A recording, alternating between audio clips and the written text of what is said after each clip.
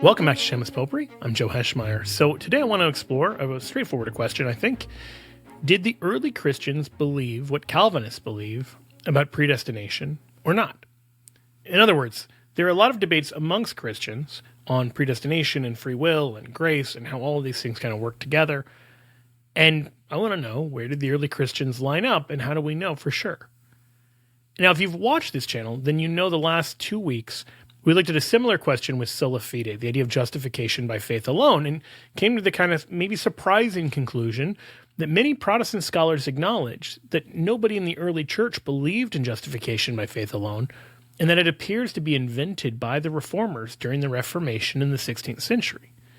It's a big kind of claim if you want the belief of the early Christians. If you want to believe as the earliest believers did, sola fide is not part of that equation. Well, what about Calvinism? What about this idea of double predestination? Is that part of the early Christian equation? Now, before I kind of answer that question, I think we need to define terms. What do we mean in saying Calvinist? Because obviously, Calvin said a lot of things, and Calvinism can mean a lot of things. Now, when we talked about sola fide, there was a good help from the book long before Luther, Nathan Buzenitz's attempt to find pre-Luther Lutherans, basically. Well, similarly, Sean Wright of Southern Baptist Theological Seminary tries to find Calvinists before Calvin. And he poses that question, Calvinists before Calvin, predestination in the history of the church. And he does a good thing that we think we should start with, which is what we mean here in talking about Calvinism. And he acknowledges, look, obviously, Calvinism touches on more than the doctrine of God's sovereign predestination, but that's where our attention is going to be. Because when people talk about Calvinism, what they usually mean are a series of claims that Calvin, and in fact Martin Luther as well, make about predestination and about free will. So there's 3 sources that Wright goes to, and I want to go to all 3 of those sources and kind of paint the picture so that we know what we're talking about before we ask whether the early Christians believed in that or not. So the first part of the picture, John Calvin himself, in Institutes of the Christian Religion, he poses a question. He says, the covenant of life is not preached equally to all, and among those to whom it is preached does not always meet with the same reception.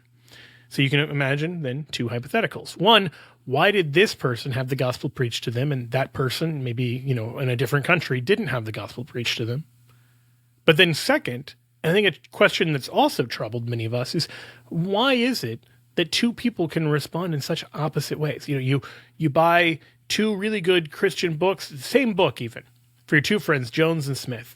And Jones says, this changed my life. I'm turning my life over to Jesus Christ. And Smith says, thanks for the book. It didn't really do anything for me. What in the world is going on? Why are they reacting in such different ways? There's something mysterious about it. And Calvin says that the diversity, meaning the diverse responses, displays the unsearchable depth of the divine judgment. And it is, without a doubt, subordinate to God's purpose of eternal election, that God wanted Jones and Smith to respond differently, in other words. And he says this is plainly owing to the mere pleasure of God, that salvation is spontaneously offered to some, while others have no access to it. So God just wanted Smith to go to heaven, and he does not want Jones to go to heaven. And you might say, wait a second. It sounds like you're saying God is predestining not just Smith to heaven, which is relatively uncontroversial, but also predestining Jones to go to hell. And Calvin would say, yeah, that's exactly what I mean. By predestination, we mean the eternal decree of God by which he determined with himself whatever he wished to happen with regard to every man.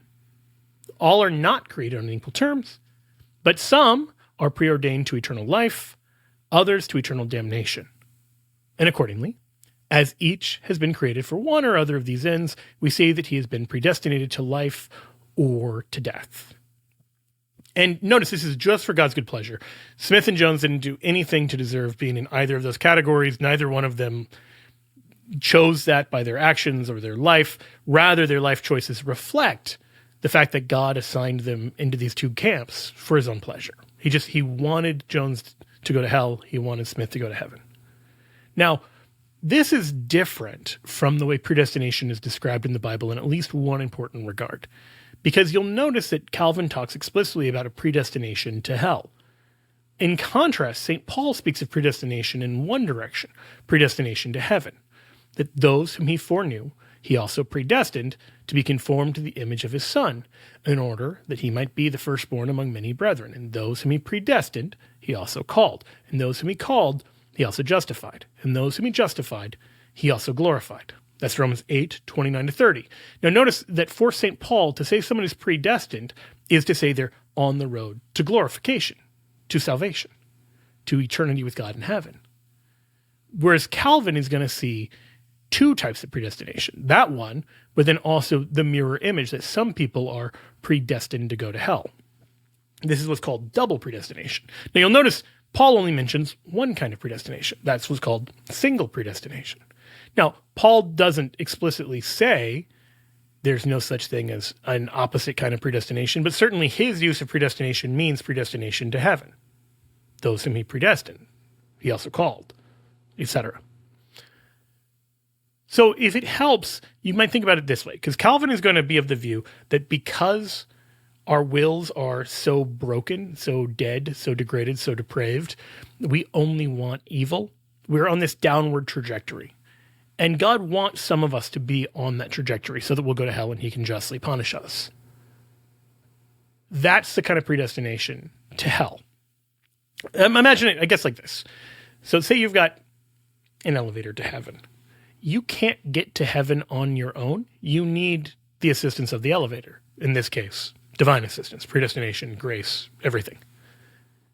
That's the upward movement of predestination that St. Paul talks about. Now, the single predestination view is you can still choose against that. You can throw yourself off the elevator just as you can refuse to get on the elevator. You can bring yourself down or choose to stay down. But you can't make yourself by your own will go up. That's the Pelagian idea, which we're going to get into a bit later on. So in the elevator analogy, if you're going to get to heaven, it's got to be through the elevator. The elevator alone can get you up, but you can get you down. All you have to do is throw yourself off the elevator. This is important because it means that everyone who goes to heaven because of the goodwill of God. And everyone who goes to hell because they choose to go to hell, because of their own bad deeds. You can't earn your way to heaven by your own good works the way a Pelagian thought you could. But you can, and the single predestination view is you must earn your way to hell by rejecting the grace of God, by working against the grace of God. So that's just, understand, those are the views. You can believe in the predestination Paul talks about without believing in the second predestination that Calvin talks about that isn't mentioned in Romans or anywhere else, I would argue. Because in Calvin's view, you have the elevator up to heaven, that part we agree on, but you also have another elevator to hell, and no one can get off either elevator. So, you might say, well, it sounds like there's no such thing as free will there. And that's exactly where Calvin is going to go with this. And Calvin's not alone in this. Martin Luther, in On the Bondage of the Will, describes the human will like a donkey placed between God and Satan. And he says if God rides it, it wills and goes where God wills. If Satan rides it, it wills and goes where Satan wills. But significantly, he says that your soul or your will cannot choose to run to either of the two riders or to seek him out, but the riders themselves contend for the possession and control of it. So God and Satan are at war over your soul, and you have no say in the matter. You're just a passive recipient, like the donkey getting ridden. And he explicitly draws this to its conclusion. He says, if we believe it to be true, that God foreknows and predestines all things, then he can neither be mistaken in his foreknowledge nor hindered in his predestination. And since nothing takes place but as he wills it, as reason itself is forced to admit, that on the testimony of reason itself, there cannot be any free choice in man or angel or any creature. Now, that is a big kind of claim, because you'll notice Luther's just kind of added or angel, and this is a really important addition, because many times when people defend the kind of Calvinist vision, it's based on the idea of what Calvinists call total depravity, that after the fall, your will is so corrupted that you would never choose good voluntarily. You can't bring yourself upward, and so you need grace for that reason.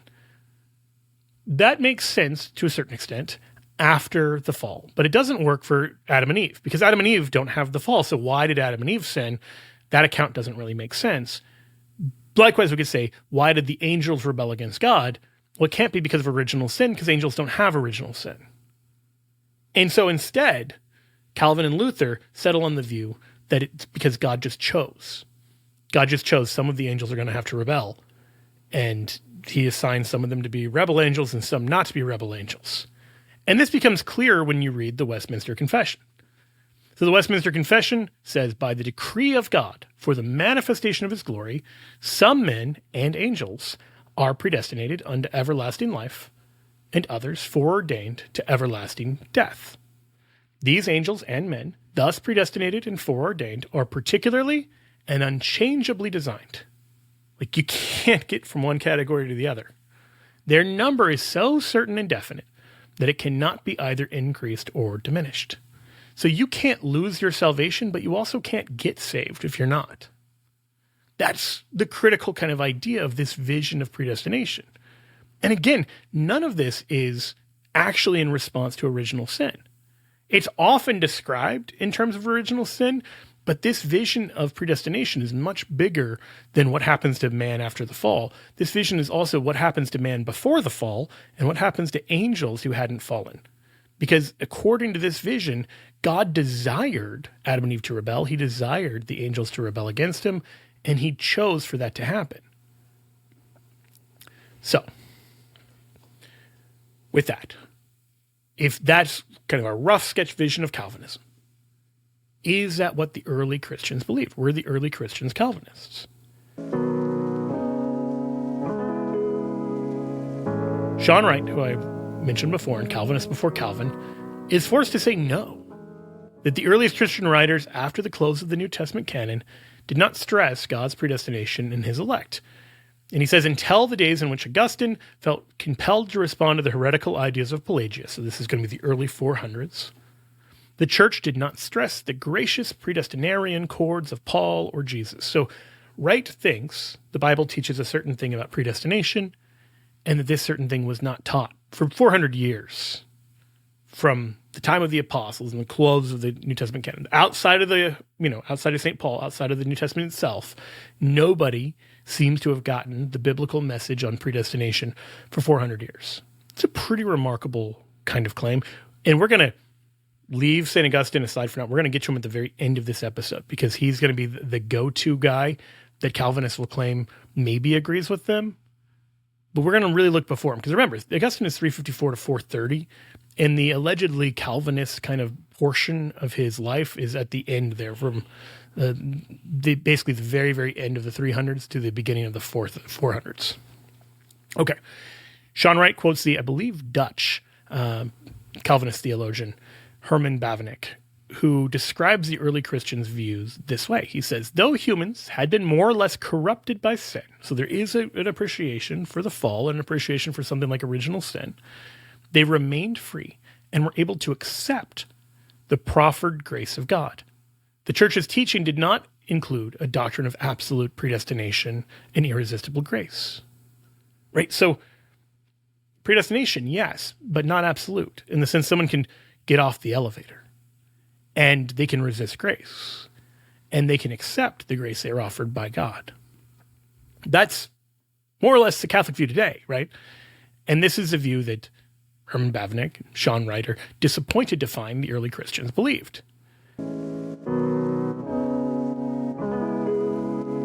Well, you might say, well, what did Calvin say? Did he have any better luck finding early Christians who agreed with him? Well, it's worth reading what he says on the subject. In Institutes, he says, as if human nature were still in its integrity, the term free will has always been in use among the Latins, meaning like the Latin-speaking church fathers, while the Greeks were not ashamed to use a still more presumptuous term. And then the term there roughly translates to self-determination, as if man had still full power in himself. So Calvin, reading the writings of the early Christians, is disgusted by both the Latins and the Greeks, by both the West and the East, in terms of what their view is of human agency and free will, even after the fall. And he says, some of the most ancient writers appear to me to have exalted human strength from a fear that a distinct acknowledgement of its impotence might expose them to the jeers of the philosophers with whom they were disputing. So, according to Calvin, the reason human free will is emphasized here isn't because that's what the Bible teaches, but because they were afraid of popular criticism, basically, that they would be mocked by these philosophers against whom they're, writing. Because these philosophers would be like, how silly of you to believe in predestination. How silly of you to believe in determinism. And as we're going to see, that's not remotely true, but it is significant that he's impugning basically bad motives to these ancient writers, right? Like that they are subordinating the truth out of fear of what their pagan interlocutors and opponents are going to think. And he says even more sharply, persons professing to be the disciples of Christ have spoken too much like the philosophers on this subject. We're going to see there's a particular irony in Calvin making this claim because it's his own view that is remarkably similar to the pagan philosophers, not the view of the early Christians. But I'm jumping ahead. We'll see.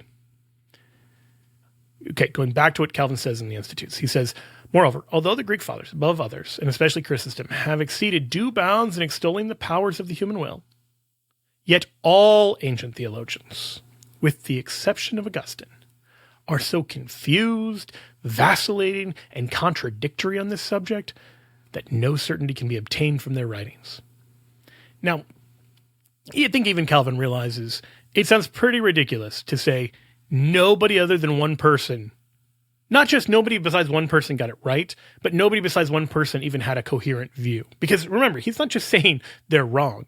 He's saying they're incoherent.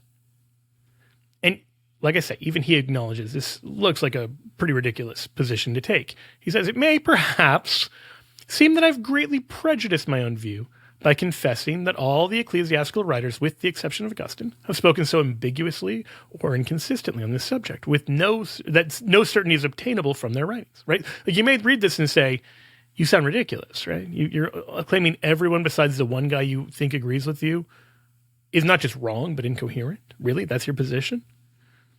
And Calvin says, some will interpret this to mean that I wish to deprive them of their right of suffrage because they're opposed to me. Truly, however, I have had no other end in view than to consult, simply and in good faith, for the advantage of pious minds, which, if they trust to those writers for their opinion, will always fluctuate in uncertainty. So, let's summarize Calvin's views. First, he admits that no early theologian in either the East or the West, besides St. Augustine allegedly, agrees with him on free will. He is disgusted by all of the early Christians on this subject. But he claims two things. Number one, that all of those other early theologians were confused, vacillating, and contradictory. And number two, that their views were at least partially motivated by appeasing philosophers. Well, I want to agree with him on the first part. Nobody agrees with him on free will. Nobody in the early church is a Calvinist. But I think his criticisms that the early Christians are confused, vacillating, and contradictory, and his criticism that they're trying to appease the philosophers are both patently false and ridiculous untruths and slurs against the early Christians. So let's look at that. Were the early Christians confused, vacillating, and contradictory? Alistair McGrath, who we looked at the last 2 weeks, Calvinist, brilliant historian. He's what's called a theological historian. He looks at the history of theological controversies. And Justitia Dei says the pre-Augustinian theological tradition is practically of one voice in asserting the freedom of the human will. So notice that. They're not confused, vacillating, and contradictory. They're unanimous. They're speaking as one. Thus, Justin Martyr rejects the idea that all human actions are foreordained on the grounds that this eliminates human accountability. We're going to take a closer look at St. Justin Martyr in a little bit here. But McGrath says that his argument is supplemented by an appeal to scriptural texts apparently teaching man's freedom of action, such as Deuteronomy 30, in which God says, I've set before you life and death, the blessing and the curse, therefore choose life that you may live. Right? Like that text, you don't have to be a rocket scientist to say that appears to suggest humans have the agency to choose life. Now, you might have a response to that as a Calvinist, but it's not some crazy philosophical notion where it's like, well, it says we can't choose in the Bible, but these philosophers say we should choose, so we're going to agree with them. No, they're looking at Scripture and are unanimously coming out in the same direction. Philip Schaff, the 19th century church historian, in his History of the Christian Church, likewise says that the Greek, and particularly the Alexandrian fathers, in opposition to the dualism and fatalism of the Gnostic systems, which made evil a necessity of nature, laid great stress upon human freedom and upon the indispensable cooperation of this freedom with divine grace. So notice, we're going to get into this in a second, they're not trying to appease the philosophers, they're opposing the philosophers and are stressing the role of human free will and agency. That's the Greek-speaking, largely the Eastern fathers. The Western or Latin fathers, especially Tertullian, Cyprian, Hilary, and Ambrose, Schaff says they're guided rather by their practical experience rather than speculative principles.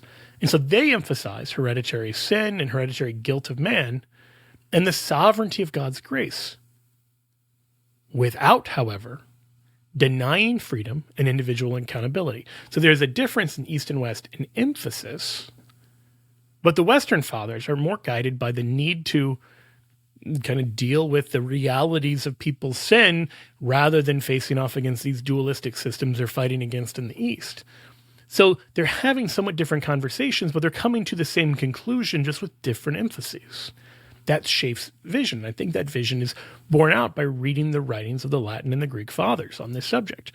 There's a reason people looking for Calvinists before Calvin come up short.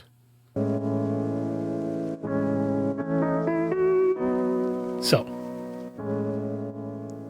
we'd find they weren't really vacillating. They weren't really contradictory. They were internally coherent. Even if you disagree with them, they're making sense. We can harmonize all of their views with each other. That still leaves a question that Calvin throws out. Well, were they just trying to appease the philosophers? And I already acknowledged one part of this, that no, in fact, there is, especially in the East, writing in opposition to the dualism and fatalism of the Gnostic systems, which made evil a necessity of nature, right? Like they're writing against fatalists and determinists. So Peter Thusen, in his book Predestination, he makes this point as well. He says, in the early church, the emphasis fell on human freedom as the antidote to the perceived fatalism of astrologers, Gnostics, and Stoics. So the astrologers, the whole notion that your destiny is determined by the stars, deprive you in any real sense of free will. The Gnostics have this idea, or this dualistic idea of good and evil, these kind of co-eternal forces that just hold this sway over your life. And the Stoics, as we're going to get into, make use actually of some of the astronomers kind of stuff, but they're going to argue for what's called causal determinism. Everything in life is caused. And so this leads to a sense that it appears to deny free will. Now, scholars will debate how much the Stoics actually denied free will, how much they were determinists in that sense. But they were understood by non-Stoics at their time to be teaching fatalism, teaching determinism, teaching that everything is basically predestined and foreordained in a way that deprives you of free will. That was the pagan view. I want to stress that was the pagan view, that early Christians didn't say, you guys are right, only instead of fate, we call it God's providence. They don't say that at all. They say something remarkably different. So I mentioned the Stoics. Troels Ingberg Pedersen in Stoicism and Early Christianity points out that you have this kind of transitional period between 150 BC and about the year 200 AD, in which Stoicism had been kind of dominant. And for a considerable portion of this time, rather than Platonism, which is like the prevailing Greek thought by the time of people like St. Augustine, Stoicism had been ruling the day as like the reigning Greco-Roman philosophy. And the most significant figure in Stoicism, I would argue, is the Emperor Marcus Aurelius. And he is emperor from 161 to 180. And he's the one under whose watch St. Justin Martyr, also known as St. Justin the Philosopher, gets martyred in about 165. And William Stevens, in his book on Marcus Aurelius, says that Justin was one of the martyrs tried and executed for refusing to recant, that is, refusing to denounce Christianity. Justin was well versed in Greek philosophy, having first studied with a Stoic, then an Aristotelian, then a Pythagorean, and then a Platonist before converting to Christianity. The reason we call him Justin the philosopher is he was a brilliant philosopher who then finds out about the gospel and becomes Christian and can write to philosophers and can write to other people knowing kind of the stuff that they've been trained on. And the prefect who presides at Justin's trial is none other than Junius Rusticus, who is Marcus Aurelius's chief teacher of Stoicism. So here's this former Stoic student who's become a Christian, who's been condemned to death by one of the most influential Stoics because he was the tutor of the future emperor. Well, by this point, the emperor. So why does this matter? Because if you're trying to appease the philosophers, as Calvin claims, the last thing you're going to want to say to a Stoic is there's no such thing as determinism, because they would have believed in something much closer to Calvinism. That while you can't find Calvinists before Calvin in Christianity, you can find plenty of people who believe similar things in paganism. And so Suzanne Bobzien, who has a really influential book on this called Determinism and Freedom in Stoic Philosophy, says until the 3rd century AD, the Stoic theory of fate formed the background to much of the debate over fate and determinism. It was often at the center of the discussion, was criticized by virtually every sect and school. As you already heard from Justin, there's all these different philosophical groups that are out there. And the Stoics are controversial among the philosophers for teaching something that sounds to everybody else like determinism.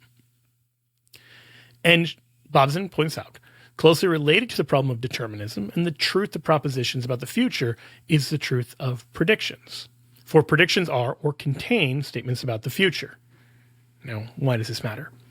Because the Stoics would point to things like the oracles and say, well, look, the oracles can correctly predict the future.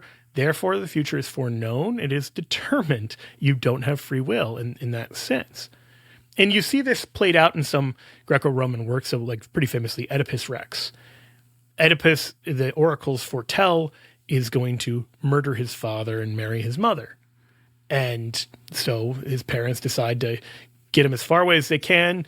And what ends up happening is in doing so, Oedipus grows up and kills a man who he later discovers is his father and marries a woman who he later discovers is his mother, right? So even in trying to thwart the oracles, you only confirm what the oracles are saying. That's kind of this idea of foreknowledge, prediction, getting rid of anything like free will. There's still seemingly some role of free will in there, but it's bounded by the oracles.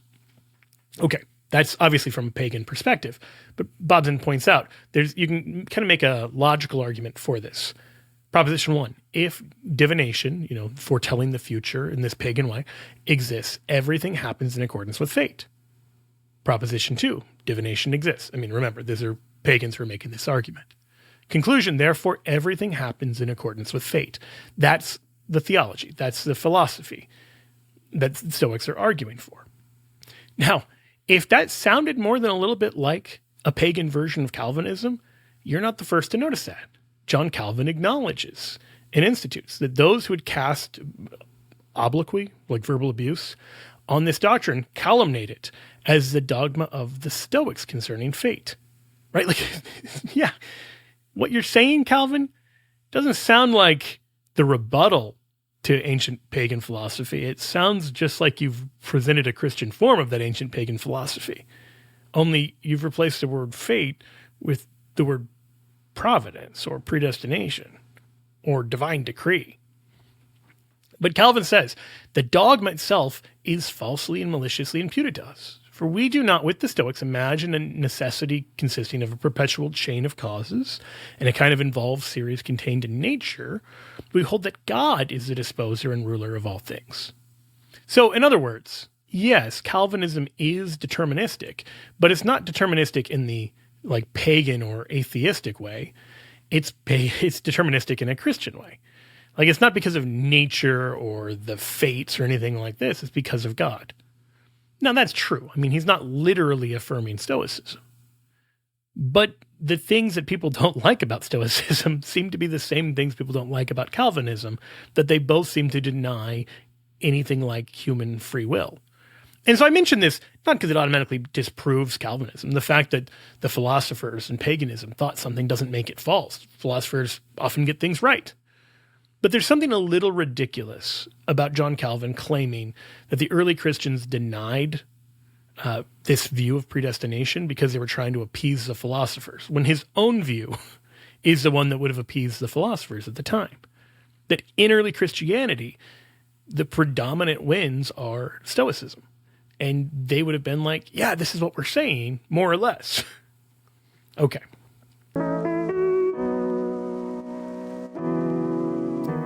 So I want to turn now to that opponent of Stoicism, that former Stoic student, St. Justin Martyr.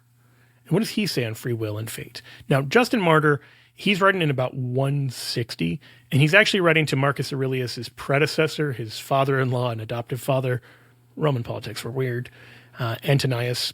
And he says in what's called the first apology, like first defense, that the things which he, and he means here the spirit of prophecy, absolutely knows will take place. He predicts as if already they'd taken place. So, in other words, he's acknowledging there's all these Old Testament prophecies that are just as if they've already happened. They predict things that come true. Now, if you just heard that bit about what the Stoics claimed about the oracles, you may foresee a problem. Well, if that's true, doesn't that get rid of free will? That was the Stoic argument. And Justin says, no. Lest some suppose, from what has been said by us, that we say that whatever happens, happens by a fatal necessity. Fatal here meaning like of the fates. Because it is foretold and known beforehand. This too, we explain. So he says, okay, let me explain. We have learned from the prophets, and we hold it to be true, that punishment and chastisements and good rewards are rendered according to the merit of each man's actions. So notice here, he's not saying, what do your philosophers say? We want to agree with that. No. He's saying, we know what your philosophers say, but we have a different authority. It's not philosophy. It's what we've learned from the prophets and hold to be true. And that's that there's punishment, chastisement, and good reward, but these are related to the merits of each man's actions. If you do well, you're rewarded. If you do badly, you're punished. He says, if it were not so, but if everything happened by fate instead, then nothing would be in our own power. For if it be fated that this man be good and this other evil, neither is the former meritorious nor the latter to be blamed. So if you were to come along, I don't know, claim there was double predestination, one to heaven and one to hell, you couldn't say that former group was meritorious, nor the other group to be blamed. It's through no fault of their own that they're going to hell, just as it's through no merit of their own they're going to heaven. And again, Justin says, unless the human race have the power of avoiding evil and choosing good by free choice, they're not accountable for their actions of whatever kind they be. Now, this is worth pointing out. We don't condemn rape victims for adultery or fornication because we recognize that they didn't choose it. It was forced upon them by necessity. And so if all sin is like that, something God forces upon us by necessity, then those things aren't our fault, and we can't be punished or blamed for them. If a tiger attacks because it's driven by its nature and its instincts to do that, we don't call the tiger evil.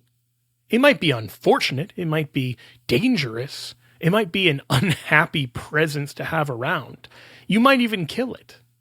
But you don't assign it moral guilt because it couldn't have done otherwise. It was driven by its nature and its impulses. That's Justin Martyr's point. And so he says, no, if it had been fated that a man were to be either good or bad, he could never have been capable of both the opposites, nor of so many transitions. Now, this is a subtle point, but let's think about it. If God's just assigning one group to go to heaven and one group to go to hell, not only why do sometimes people convert, as we see, like we see people who are going in the wrong direction and then they convert, but why do also we see people on the right path seemingly get off the path? And that might be for a while, or that might be permanently. If they've just been assigned in these two categories by the fates, why do we see so many people apparently switching which side they're on? I think this is a good argument. We can think about it in two ways. Number one, why do Christians sin? If they're predestined to heaven And all of the good they're doing is a result of God's grace in them, and it's irresistible grace. Why does God not give them the grace to just never sin at all? If these are the people he wants saved. Now, if they were people he wanted damned, then fine. You could say, make him as wicked as possible so that everyone can laugh when they get tortured in hell. I would disagree with that, but I could at least see the internal coherence of it. But if you say, these are people God wants in heaven, saints, and glory forever, why do they sometimes sin? Now, that makes sense in a free will way, that the weakness of the will means we don't always accept the graces that God offers to us. But if you say it's not just a matter of accepting the graces, you're forced to accept them, they're irresistible, then every sin, even committed by a saint, is seemingly because God didn't give them the graces necessary to resist the temptation. Right? And so you have good people behaving badly, you have bad people behaving good, you have people converting from good to bad and bad to good. How does any of that work if it's all fated? Justin Martyr goes on. But not even would some be good and others bad, since we thus make fate the cause of evil and exhibit her as acting in opposition to herself. Or that which has already been stated would seem to be true, that neither virtue nor vice is anything, but that things are only reckoned good or evil by opinion, which, as the true word shows, is the greatest impiety and wickedness. So Justin Martyr has no vision of any Christian form of Calvinism. That's the pagan thing, and he describes it as the greatest impiety and wickedness. And he makes this really important point, that it's not fair to punish or praise anyone when it was something that they didn't have control over. But what do we even mean about good and evil? So normally, as a non-Calvinist, when I say something is evil, like morally evil, I mean that it's not in conformity to the will of God. But if God's will is the only determinant of whether a thing happens or not, then everything must necessarily be in conformity to his will. Right? Like, you can say, oh, it's on our nature to do evil, and God's will is the only thing that constrains it. Fine, I get all of that reasoning. But look, if I take a glass in my hand, and I say, the only thing keeping this glass from falling to the ground is me holding it up, and then I let go of it, and it falls to the ground, I might say, hey, look, I didn't throw it to the ground. I didn't force it to do that. It did that by its own nature. But you would look at me and say, that is a ridiculous excuse. You knew that you were the only thing keeping it held up, and you dropped it on purpose.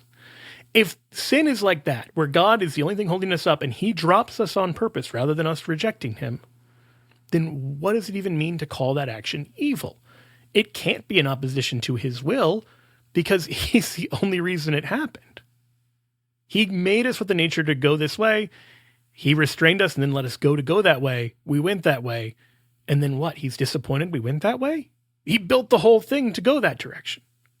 Like, if Calvinism is true, then seemingly there's no such thing as moral evil.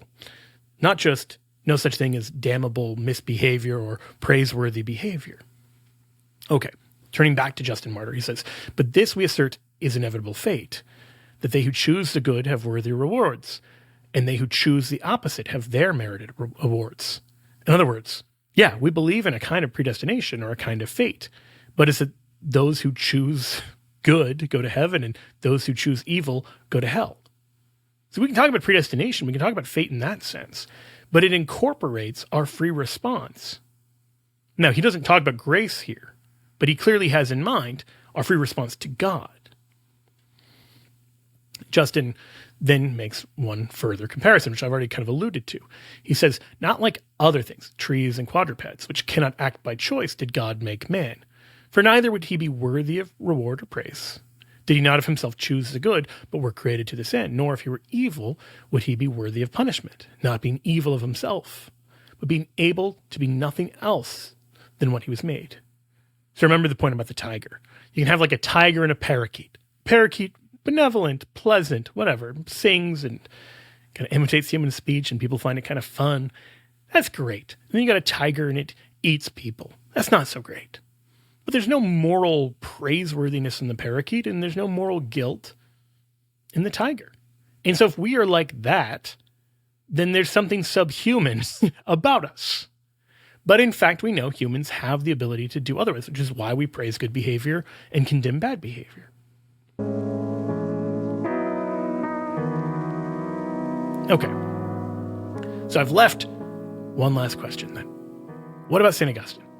So it seems like Calvinists and non-Calvinists agree that for basically 400 years, nobody had ever heard of anything like Calvinist predestination. Nobody had read St. Paul in this way. Nobody had interpreted the Bible in this direction. But, says John Calvin, and Wright and other people, along comes Augustine, and he sets the record straight. There's a few things to say here. First, I mentioned Peter Thusen earlier with his book Predestination.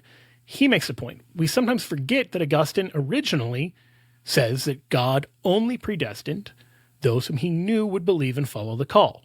So early Augustine has a very clear theology that God's foreknowledge and predestination include how we're going to respond to his grace.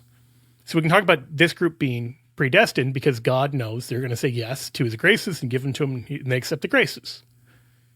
And Augustine isn't just taking this out of nowhere. He's looking at Romans 8:29. Remember that line we already looked at, those whom he foreknew, he also predestined. This looks like there's something in us that maybe he's seeing that then leads to the predestination. His foreknowledge of us leads to him predestining us. So in the same way that you might get the Christian book for your friend who you know is going to read it, and you won't get the Christian book for the friend you know is not going to read it, with your very limited ability of prediction, you offer the gift to the one you know will accept the gift. Well, God knows perfectly who will accept and who won't accept. And so in that sense, yes, he offers these graces to those he knows will accept them. That's Augustine's original position. But then 2 years later, he seems to switch that position and now says that God doesn't choose Jacob or anyone else because of foreseen faith. So that's a pretty significant kind of shift. So I mentioned this to say the first thing is Augustine actually vacillates in his view. He changes his view over time, at least somewhat. We don't know how much. Han Lewin Conser-Comlin, in her book Augustine on the Will, A Theological Account, asks two questions about Augustine's later view. She says, can free will be reconciled with divine knowledge of events that lie in our future?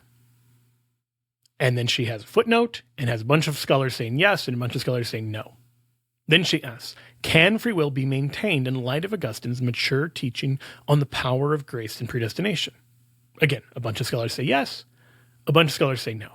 There's a great deal of confusion over what Augustine's later views on predestination mean in terms of his theology of grace and free will. I think it's significant to point two more things out. First, one of the seemingly pivotal moments in Augustine's theological journey on this question is in a letter that he writes to St. Simplican. Now, Simplican is St. Ambrose of Milan's successor as Bishop of Milan, and Simplican writes to Augustine asking for help understanding Romans 9 because it's a confusing passage. And Augustine responds, you asked that the whole passage be discussed, and indeed, it is rather obscure. But to be sure, I know your regard for me, and am certain that you would not bid me expound that passage unless you'd prayed the Lord to give me the ability to do so. With confidence in his help, I approach the task. So what do we see there? That Augustine's shift seems to happen in part over his prayerful attempt to understand Romans 9, a passage he admits he doesn't understand because it's obscure. That opens the door that he is maybe making a mistake. He certainly seems open to that himself, that he doesn't feel like he has a total mastery of this text. He's doing his best, prayerfully, to approach an obscure text. That is different than these early Christians saying, very clearly, we know we don't believe in this Greek idea of fatalism. And bear in mind here, there's a quarter millennium of time between certainly St. Justin Martyr in First Apology in 160 and Augustine's Anti-Pelagian writings in the early 400s. There's about 250 years in between there. And so we talk about them all as early church fathers, but the earliest early church fathers have a very clear sense that the apostles didn't teach anything like double predestination. They've never heard of the idea. And it's only much later when Augustine is trying to work through a text he doesn't understand and acknowledges he doesn't understand that you find anything that resembles Calvinism. But one more kind of piece in this Augustinian puzzle. Augustine, towards the end of his life, writes a work called Retractiones, or Reconsiderations, in which he looks back at kind of his own theological journey and comments on things he would maybe say differently. And he talks about his early writings on free will. And he says, basically, that they were undertaken against the Manichaeans, because he says they were undertaken on account of those who deny that the origin of evil lies in the free choice of the will. So notice, he doesn't disagree with this still. He wants to oppose those who deny that the origin of evil lies in the free choice of the will. Remember, according to Luther and Calvin, free will is an illusion. It's nonsensical to speak of free will. But Augustine's belief is there is such a thing as free choosing in the will, and that's where evil comes from. And he points out that is not the Manichaean view. The Manichaeans contended that because there is no free will, God as the creator of all natures ought to be blamed, because he just makes some people good and some people bad. As a result, Augustine says, they want to introduce some unchangeable nature of evil that is co-eternal with God in accordance with their irreligious error. Now, the first of those mistakes, later Calvinists will also make. The second one they don't make. They don't claim evil is co-eternal with God. They instead seem to make God the author of evil. And there's a lot of debate about how much Calvinist theology does that. I'm going to leave that aside and just say they obviously don't go as far as the Manichaeans in having this dualistic system of an eternal good and eternal evil coexisting. But notice, Augustine rejects their theology.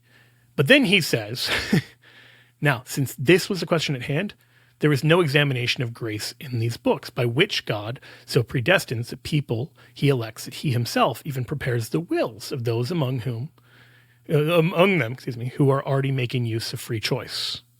In other words, Augustine's earlier writing doesn't focus as much on predestination and grace, not in his view because of some major shift in his thinking, but because that wasn't the question that he was trying to answer. He's trying to answer, why do we choose evil, not how can we go to heaven or anything like that. And so he says, look, when grace came up, it was mentioned only in passing, not defended by detailed reasoning, because it wasn't the subject being dealt with. Now that's important because oftentimes when you see an alleged contradiction in someone's thought, it's because they're arguing against one error over here and then another error on the opposite side over there, and they're making opposite kind of points. He says it's one matter to look into the origin of evil, another to look into how we may return to our former good or reach a greater good. Like there's no inconsistency in saying both. You freely chose to do something sinful and you are in need of divine grace to turn your life around. Those two thoughts can both be true. He's making the first point, you freely choose to do evil, in his earlier writings. Making the second point, you need grace to turn your life around, in his later writings. That's a difference in emphasis. It's not an actual contradiction. And Augustine says that these earlier writings have been seized upon inappropriately by the Pelagians. He says, consequently, the new Pelagian heretics who maintain the choice of the will is so free that they leave no place for God's grace when they declare that it is given in accord with our deserts, our merits, should not congratulate themselves as though I'd been pleading their case on the grounds that I said many things and on the free choice of the will on behalf of free choice, which were required for the sake of the discussion. In other words, he's not answering Manichaeanism with Pelagianism. He's just saying the Manichaeans are wrong in one extreme. He goes on to say the Pelagians go off the other end, the other extreme. So remember that elevator example I gave before. The Pelagian argument is we can, by our own effort, ascend to heaven. We don't need the elevator. And Augustine's like, no, you can't. You absolutely need the elevator. That's no contradiction from saying your free choices can get you on or off the elevator. There's no contradiction between those two things. The Pelagians are trying to deny the need for the elevator at all. They don't think you need grace. They don't think you need any of those things. The Catholic response, and Augustine seems to certainly be pointing in that direction, is that's not true without going to the opposite kind of Calvinistic extreme, elements of which he'd already denied in his earlier anti-Manichaean writings. Okay, I do want to point out one thing. Remember Calvin's earlier claim. He says all ancient theologians, with the exception of Augustine, are so confused, vacillating, and contradictory on this subject that no certainty can be obtained from their writings. The hilarious irony is twofold. First, the pre-Augustinian theologians are not confused, vacillating, contradictory on their writings. But second, there's a much stronger case that Augustine is confused by his own admission on Romans 9. He is vacillating. We see these changes in his theology. He is contradictory in the sense that He says one thing over here that it's not clear how it harmonizes over there, so much that no certainty can be obtained from his writings, in that there are still multi-century long scholarly debates about how to harmonize Augustine's vision of predestination with his vision of free will, of his vision of grace, all of these things. Like, how do these things fit together? So I don't say any of this to bash St. Augustine. I think he's a brilliant theologian, arguably the greatest mind between St. Paul and St. Thomas Aquinas.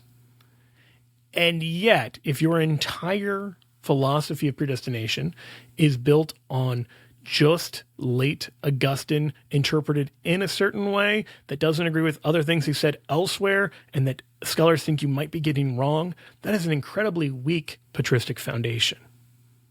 So where does that leave us?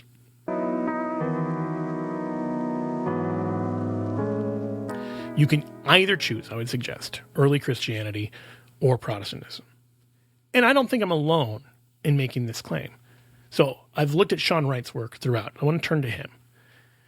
He wants to know, well, why didn't the early Christians believe what Calvinists believe? He says, dare I suggest that perhaps some early Christians were just wrong in their interpretation of the biblical text and the conclusions they drew from it?